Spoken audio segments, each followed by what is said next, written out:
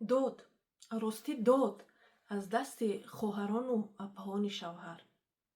онҳо худашон хонаи алоҳида доранд, ҷудо зиндагӣ мекунанд, шавҳар доранд, вале доим ба зиндагии мо дахолат мекунанд. ин ҳолат ба шумо шинос аст? пас ин видеоро то охираш тамошо кун, обуна шуданро фаромӯш накун, лайк ва комментария навис. бисёр занҳо дар вақти машварат шикоят мекунанд, ки апаи шавҳарам оиладор аст, хонаи алоҳида дорад, вале ҳамеша дар зиндагии мо дахолат мекунад. ё ин ки хоҳари шавҳарам ҷудогона зиндагӣ мекунад, вақте ки ба хонаи мо омад, дар кравате ки ман бо шавҳарам хоб мекунам, дар онҷо хоб мекунад, мегӯяд ки шумо равед дар дигар хона хоб равед, мо меҳмонем. шкафҳоямро бе пурсиш мекобад, духию косметикаамро бе пурсиш мегирад, рӯймолҳоямро бе пурсиш мегирад, яъне ки ҳар чӣ хоҳад дар хонаи ман мекунад ва ман ҳечи гуфтаам наметавонам. шавҳарам ба ин кори хоҳараш ҳечи намегӯяд, мегӯяд мон инҳо меҳмонанд ва ман ҳамин хел мемонам бо тарсҳо, бо он нороҳатиҳое ки дар даруни ман мешавад бо онҳо, ва на танҳо ин гуна рафтор мекунанд, ки ба чизҳои шахсии ман мерасанд. онҳо ҳатто моро ба шавҳарам ҷанг меандозанд, бо хуштоманам ҷанг меандозанд, ҳар хел гапҳое мегӯянд, ки баъд аз рафтани онҳо хуштоманам чанд рӯз бо ман гап намезанад. яъне ман бисёр вақтҳо ҳатто ғайбати онҳоро мешунавам, ки яъне хоҳару апаи шавҳар нишаста дар ҳамун чанд рӯзе ки меҳмонанд, нишаста бо модари ҳамин хуштоман, яъне ки бо модари шавҳар ғайбат мекунанд. ва зан мегӯяд, ки агар ягон чӣ гӯям, ҷанҷол мешавад ва то чӣ қадаре ки ман хомӯш монда истодаам, ҳамон қадар ба ҳолати дарунии ман ин зарар оварда истодааст.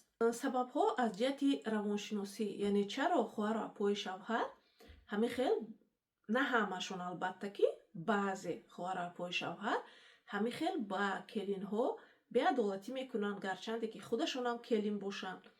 ва бисёр вақтҳо хоҳару апое ки шавҳар надоранд ё ин ки аз шавҳарашон ҷудо шудагӣ ҳастанд, дар хонаи падару модарашонанд, албатта ки на ҳамааш такрор мекунам, баъзеаш хеле зиёд дахолат мекунанд.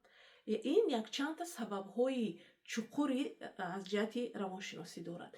якум ин аст, ки дар ин оила аз аввал ягон хел ҳудудҳои шахсӣ, ба русиш лични границы мегӯянд, вуҷуд надошт. яъне ҳама якҷоя зиндагӣ мекарданд, ҳама ба кори якдигар дахолат мекарданд ва гӯё ки ин ҳамчун як меъёр дар ин оила ҳамин хел қабул шудагӣ ҳаст. дуюм сабабаш албатта ки шавҳар, яъне вақте ки писари он хонадон дар байни зану оилааш истад, аз занаш пуштибонӣ кунад, яъне пуштибонӣ кардан ин маъноро надорад, ки ҷанг кунад аз рӯи ҳамсараш бо тамоми оила. агар истад, яъне пуштибон бошад ва гӯяд, ки ин чизҳои шахсии ҳамсари ман аст, ин ҷойгоҳи хоби ману ҳамсарам аст, яъне ки шавҳари ту як марди бегона ҳақ надорад дар ҷойгоҳи мо хоб кунад. хуб, яъне ба чизҳои шахсии ҳамсари ман даст нарас, яъне агар гӯяд, ҳудудҳоро муайян кунад, ман фикр мекунам, ки он хонавода мефаҳманд, ки ин зан, яъне келин танҳо нест ва дигар ба худашон иҷозат намедиҳанд, ки чунин рафтор кунанд нисбати ин келин. ва сеюм сабабаш назорат ва рашки пинҳонӣ. бале рашк бисёр вақт мешавад, ки апа ва хоҳарҳои шавҳар баъзеашон дар худашон, масалан зиндагиҳои худашон ин қадар зиндагиҳои хуб нест, яъне ин қадар шавҳарҳои хуб надоранд, дар хонаҳои хуб задагӣ нестанд ва вақте мебиёянд мебинанд, ки додару ё ки акаашон бо ҳамсараш муомилаи хуб дорад, рашк мекунад. хуб, вале вақте ман мегӯям рашк мекунад, бозам мегӯянд не, чӣ хел метавонад апа ва хоҳар рашк кунанд, вале мекунанд. бовар кунед, ҳаст ин хел ҳолатҳо хеле зиёд аст.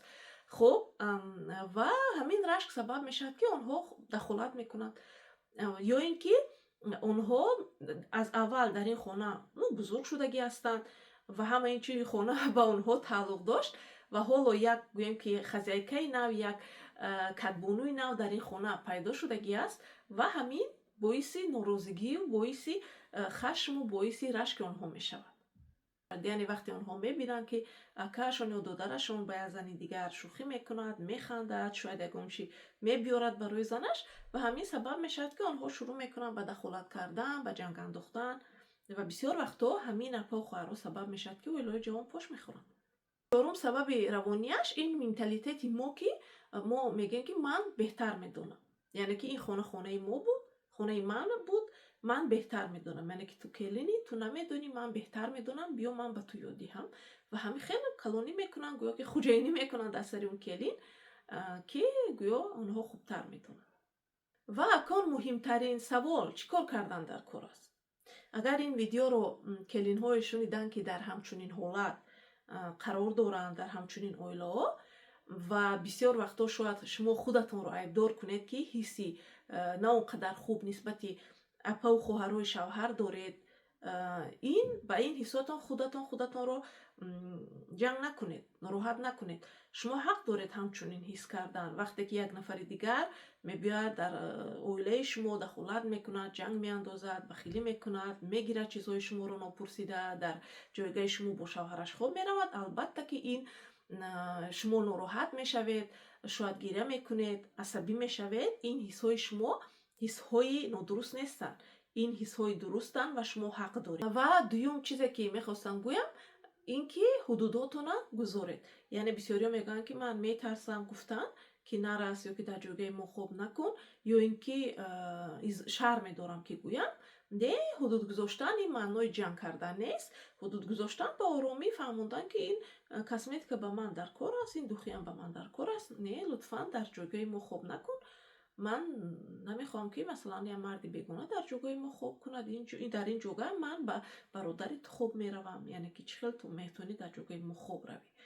хуб, ва сеюм ин аст ки ҳеҷ вақт аз рӯи гӯем ки ин кори апаву хоҳарони шавҳар бо шавҳаратон ҷангу ҷанҷол накунед. бисёр вақт мешавад ки шавҳарҳо ҳам хел дар байн мемонанд ки ҳо ин хоҳар асту, агар ҳози ман ягон чӣ гӯям мегӯянд ки занкалон шуд, яъне дар ҷомеаи мо чун аз занкалонӣ хела метарсанд мардои мо, аз ҳамин ҳисоб бисёри вақт хомӯш мемонанд ки онҳоро ҳамчун занкалон гуфта таъна накунанд. барои ҳамин дар ин ҳолат беҳтараш шумо бо шавҳаратон ittifoq бошед, яъне ки наздиктар бошед, меҳру муҳаббат зиёд кунед, муносибат хуб кунед, ки яъне шавҳар ба ҳар ҳол каму зиёд дар пушти шумо бошад, яъне ки бо шумо бошад, на ин ки дар тарафи модару хоҳару апаҳоша гирифта бо болои шумо зулм кунад. дарки ин чиз ки хомӯшии дароз ин зарари калон ба ҳолати равонии шумо, ба ҳолати дарунии шумо. барои ҳамин бонвони азиз, агар шумо дар ин ҳолат қарор доред, ҳатман ба телеграм-канали ройгони ман обуна шавед. ман силкашро зери ин видео мегузорам. метавонед ба машваратҳои шахсӣ номнавис кунед, ман шумораро мегузорам, ё ин ки метавонед дар ҳамун телеграм-канали ман обуна шавед. рӯзҳои наздик дар телеграм-канал дарсҳои бепул шурӯъ мешаванд. шумо метавонед аз он дарсҳо истифода карда зиндагиятонро беҳтар кунед. лайк ва подпискаро фаромӯш накунед. фикратонро дар комментария нависед ва ин видеоро ҳатман ба дугонаатонам фиристед. медонам ки бештари занҳои Тоҷикистон дар чунин ҳолат қарор доранд.